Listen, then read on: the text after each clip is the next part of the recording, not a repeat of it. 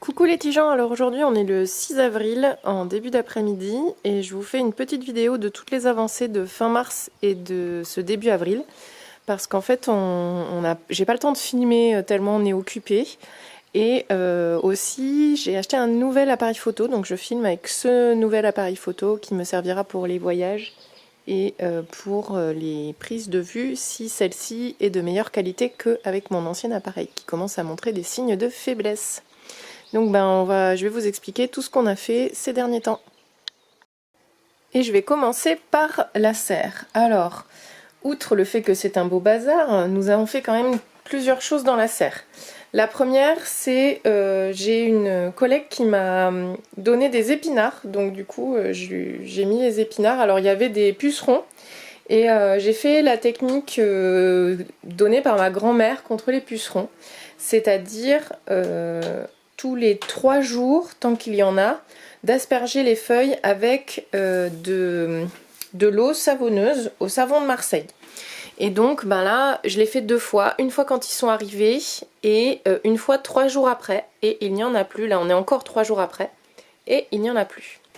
Ensuite on a aussi arrosé toute la serre, donc c'est-à-dire que la terre était hyper sèche, d'ailleurs c'est encore un petit peu le cas mais un petit peu moins quand même. Donc on a arrosé la serre avec de nombreux arrosoirs pour réhumidifier le sol et remettre de la vie. Donc ça on l'a fait à peu près une semaine avant. On avait transplanté le physalis qui était là-bas et qui nous empêchait d'utiliser le robinet. À terme dans la serre il y aura un arrosage automatique mais c'est pas encore pour cette année. Ensuite on a fait des semis. Alors dans les semis on a des tomates qui commencent tout juste, donc on est un peu en retard cette année. Tomates cerises jaunes et tomates charbonnières du Berry, dont quelques graines nous ont été données par la maison de l'eau, donc on remercie. Et ici on a fait d'autres variétés, et donc là on a fait tomates black plum, green zebra et je crois que c'est la boulette de Touraine, voilà. Et donc j'avais plus d'étiquettes en plastique comme celle-ci, donc j'ai réutilisé des chutes de canettes en aluminium. C'est pour ce genre de petits semis ça va, mais en plein air j'aimerais éviter de mettre des petites étiquettes en aluminium, donc il va falloir que je trouve un autre système. Voilà, j'ai utilisé du coup ces petites serres parce qu'il faisait encore froid la nuit. Et en fait ça évite l'évaporation de l'humidité, donc pour l'instant je reste comme ça. Ensuite on a fait aussi des semis un petit peu moins usuels. Donc la morelle de Balbi, c'est une sorte de petite boule qui donne des piquants. Ça ressemble à un physalis à piquant en fait. Sauf que d'après la boîte ça a un goût de litchi, donc c'est spécial dédicace pour mon frangin. Ensuite j'ai fait des poireaux Caranta, j'ai tenté encore cette année. Et aubergine Black Beauty. Donc c'est la première fois cette année et là il va falloir que j'arrose parce que c'est un petit peu sec. Ensuite on a les grenadiers qui sont très très beaux, donc on les arrose de temps en temps. À terme quand il n'y aura plus de gelée on les mettra dehors. Comme c'est des plants qui résistent pas très bien au froid, on va les mettre quelques années à fortifier en pot en les rempotant chaque année. Et à terme, ils iront dehors à un endroit abrité. Donc on ne sait pas encore trop. Sans doute soit à l'abri d'une haie sèche, au sud d'une haie sèche, soit à l'abri d'un mur ou d'un muret quelconque. Enfin voilà. Donc là, l'emplacement est encore à définir. Et donc, ensuite, j'ai toujours des yacons. Donc là, les yacons, on les a réarrosés pour relancer les feuilles. Et donc vous voyez là, à la base, quand j'ai démarré il y a 3-4 ans, j'avais 3 pieds. Et aujourd'hui, et j'en donne régulièrement, hein. Donc même les plus petits, ils sont en train de repartir. Donc voilà, l'objectif c'est que dès qu'il y a la fin des gelées, hop, on remet tout ça dehors. Ensuite, on a fait un nouveau petit parterre. On avait tenté de faire des associations fraises avec des groseilliers. Et en fait ce qui s'est passé c'est que on n'en prend pas suffisamment soin parce que c'est trop loin de la maison. Donc les fraisiers se faisaient envahir par l'herbe. Donc on a décidé de refaire un parterre de fraisiers sur le pommier qui se trouve le plus proche de la terrasse. Et comme j'ai fait dans mon ancienne maison, j'ai mis des poireaux perpétuels. Et là, c'était la même raison. On avait des poireaux perpétuels ici et le long de la terrasse. Et pareil, je les paillais pas suffisamment. Donc on a dit qu'on se faisait un petit parterre à mi-ombre, en gros, ici. Et l'objectif, c'est d'arriver à garder maras des bois et poireaux perpétuels pour pouvoir les diviser. Et aussi avoir quelques fraises. Côté potager, alors on a nettoyé les parcelles, paillé. Ces parcelles-là, on a juste laissé les mauves de Mauritanie en mettant des petits cailloux autour. Mais sinon, pour l'instant, elles ne sont pas semées. Elles seront principalement pour les tomates, celles-ci. Et encore, je pense que ça ne sera pas suffisant. Au fond, pour l'instant, on a mis des fèves. Et il y aura des pommes de terre, donc c'était l'endroit où il y avait un gros tas de bois. Donc comme il n'y avait pas d'herbe encore, je me suis dit que c'était l'occasion de l'exploiter cette année. Et puis c'est surtout ça la nouveauté cette année, on tente de mettre une structure. Alors c'est des bambous qu'on a récupérés gratuitement avec un bon plan. Merci d'ailleurs aux personnes qui ont bien voulu qu'on vienne les chercher.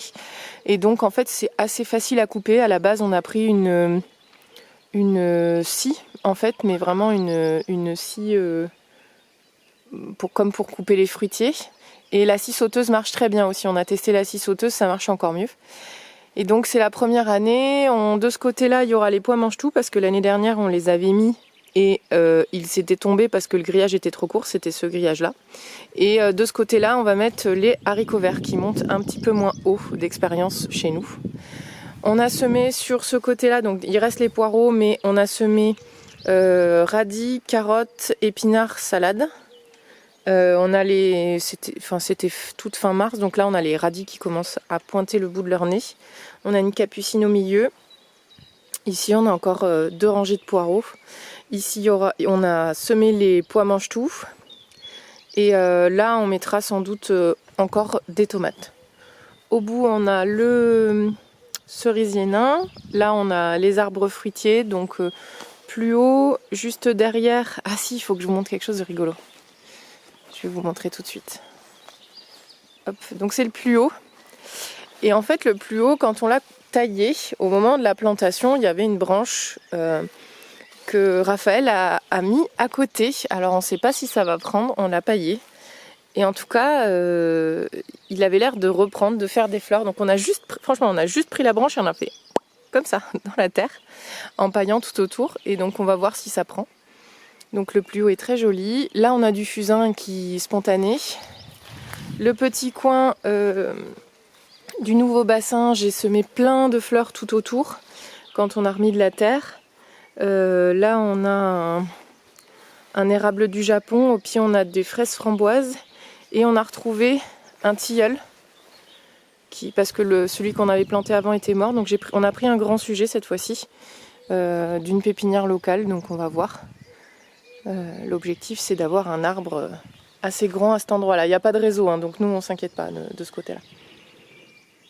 Le pommier est bien reparti.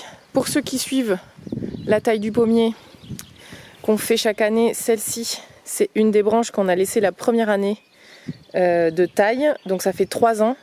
Regardez-moi ce diamètre au bout de 3 ans, enfin, c'est impressionnant quoi. Et du coup c'est une branche qui donne vraiment bien.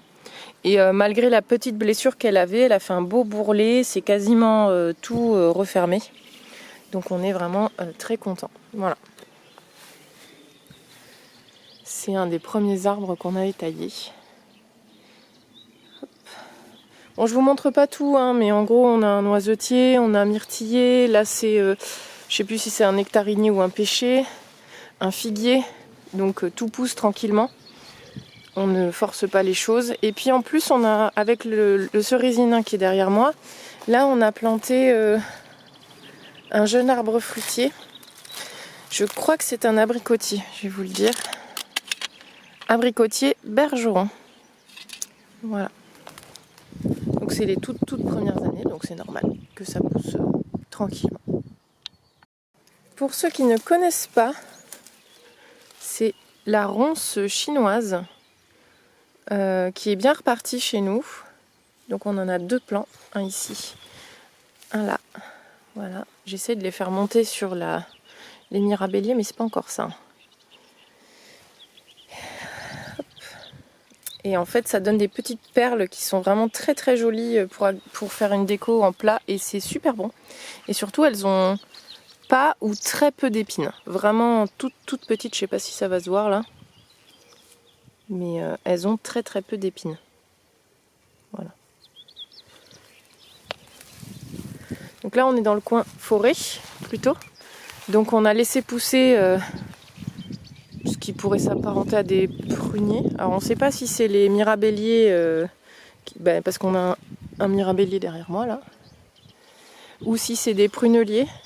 On s'y connaît pas encore suffisamment. Mais du coup je taille à la base et on essaye de leur donner déjà une forme. On a des bouleaux. Là il y avait un tas de bois.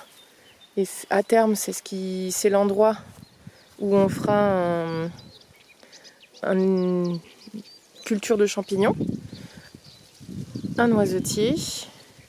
Et puis on laisse pousser, on a du fusain aussi. Et ce que je voulais vous montrer ici, c'était notre gestion des chemins. Donc en fait, toute la partie qui est proche de la maison, on la taille, on tond le gazon plus souvent. Par contre, tout ce qui est jardin-forêt, donc à partir de cette limite-là, on va dire, de la haie sèche, on a tendance à ne faire que les chemins. Là, les chemins, ils ont été faits il y a vraiment pas longtemps. Donc ici, on a le kaki. Ici, on a notre roncier. Donc les murs sont très très bonnes. Et donc on a laissé le roncier et on l'a délimité par des chemins. Voilà. Là, c'est la partie forêt. Et puis quelques arbres fruités. Donc voilà la gestion des chemins. Donc on a les chemins principaux. Donc là, c'est celui sur lequel je suis et puis celui-ci. Et après, on a des petits chemins secondaires. Là, vous avez un petit chemin, donc plus étroit, qui sert simplement pour passer sans choper de tiques, en fait, clairement. Donc on est très très content que ça prenne vie. On laisse une bonne partie des fusains, en fait, qui font une sorte de pépinière, c'est-à-dire qu'à l'intérieur des fusains, il peut se mettre à pousser des essences plus intéressantes. Le fusain est toxique, mais ce qui pousse à l'intérieur l'est pas forcément. Je vais aller vous montrer deux autres coins. Donc là, c'est la haie sèche qu'on a. Je vais essayer de prendre un peu de recul. Hop, c'est la haie sèche vue de l'extérieur. Donc c'était pour bloquer le passage des chevreuils. Parce que juste derrière, on a quand même des arbres auxquels on tient, notamment des cerisiers. Et puis ici, plutôt que de faire une haie sèche, on voulait faire une haie vive directement et laisser se développer les ronciers. Donc on en a un là qui commence d'ailleurs. Et du coup, de ce côté-là, on a aussi planté des choses un peu nouvelles. Donc là, on a le flamingo, donc c'est l'arbre à salade, mais variété flamingo pour les couleurs. Mais on a mis aussi des argousiers. Donc on en a 3, 2 femelles, un mâle. Là, le mâle. Et puis, on a planté des sureaux et peut-être 2 ou 3 autres choses. Il faudrait que je regarde le plan. Mais en tout cas, voilà, de ce côté-là, l'objectif, c'est de ne pas empêcher les animaux de venir, mais d'avoir quand même une limite. Voilà. Sachant que ici, on a régulièrement des loges d'animaux, mais nous, ça ne nous dérange pas, parce que c'est pas c'est l'endroit un peu la zone 5, quoi. À part y planter 2-3 trucs, on n'y fait pas grand-chose.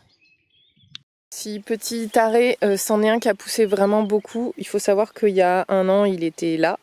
C'est un... C'est un charme, voilà. C'est pour marquer, en fait, pour faire la délimitation entre le flamingo, donc l'arbre à salade, et le charme.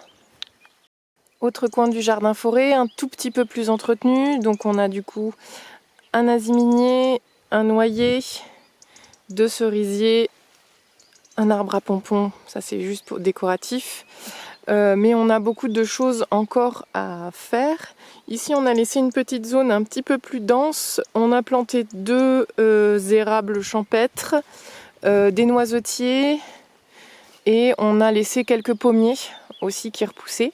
Ici pour l'instant on a laissé, c'est pour protéger le noyer, mais c'est tout ce qui est piquants, donc rosier et ronces, on a tendance à essayer de limiter la prolifération. Il y a suffisamment d'endroits où les animaux peuvent se cacher chez nous. Donc tout ce qui est trop épineux, moi je suis pas à l'aise avec parce que je suis très maladroite. Ensuite on a l'autre partie de la haie sèche et puis des petites zones où on a planté des asperges et on a des petits fruitiers un peu partout, donc framboisiers, myrtillers, etc. La cornouille est mâle et puis on a 2 éléagnus. Alors les éléagnus, on nous a dit que ça poussait vite. Chez nous ils se plaisent vraiment très très peu, hein. Voilà, là cet éléagnus là comparé, c'est les premiers arbres qu'on a plantés, les premiers buissons, on a commencé par ça et vraiment ça pousse très lentement chez nous. Alors que tout le monde nous disait oui c'est parfait pour faire des haies, etc. etc. Donc on ne sait pas trop pourquoi. Chez nous ça ne se plaît pas. Pareil pour le cornouiller mâle, très lent à pousser. On avait pris un sujet greffé donc qui avait coûté assez cher et au final on est un petit peu déçus. On espérait que ça pousse plus vite pour pouvoir faire des boutures. Et donc pour l'instant on n'a pas pu. Donc voilà, c'était le petit tour du jardin forêt et de la forêt comestible dans son ensemble. On avance doucement mais sûrement. Et là il nous reste encore un tout petit peu de taille de pommier à faire. C'est presque un peu trop tard au vu des premières feuilles. Mais celui qu'on a taillé il n'a pas encore fait ses feuilles. Donc il nous reste, c'est celui qui est là-bas. Il nous reste encore celui-là à faire. Sur ce, je vous souhaite un excellent week-end. Profitez bien du beau temps.